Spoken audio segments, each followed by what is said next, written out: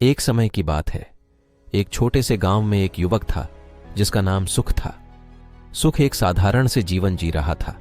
उसके पास कोई खास धन संपत्ति नहीं थी, लेकिन उसकी आत्मा में खुशहाली का आदान प्रदान हमेशा होता था। उसका दिन शुरू होता था एक सुनहरे स्मित के साथ और उसकी रातें चांदनी के रोशनी में गुजरती थीं। सुख ने कभी अपने जीवन को अपनी कमीज के किनारे सीमित नहीं किया और हमेशा अपने सपनों को पूरा करने के लिए मेहनत की। एक दिन सुख को अपने गांव में एक शिक्षक के रूप में नौकरी मिल गई। वह अपने काम में बहुत ही प्रशंसनीय था। उसका प्यार और समर्पण अपने छात्रों के प्रति उसे अद्वितीय बनाता था।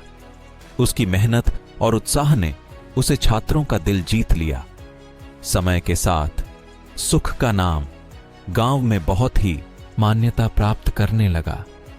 लोग उसे अपने समस्याओं का समाधान करने के लिए आते और उसकी सलाह का सम्मान करते। एक दिन एक आदमी गांव में आया और उसने सुख से कहा, तुम्हारी सराहना की जा रही है और तुम्हारे योगदान को माना जा रहा है।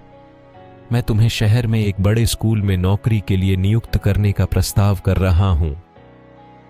सुख को इस प्रस्ताव से बहुत खुशी हुई, लेकिन उसने अपने गांव को और उसके लोगों को कभी भूलने का नहीं सोचा। उसने शहर में नौकरी स्वीकार की, लेकिन अपने गांव के संबंध में हमेशा जुड़ा रहा।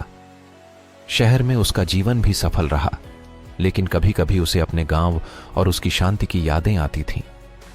वह हमेशा याद रखता था कि उसका सफलता उसके मूलभूत संस्कारों और उसके गांव की मानवीयता के आधार पर ही सही रहेगा।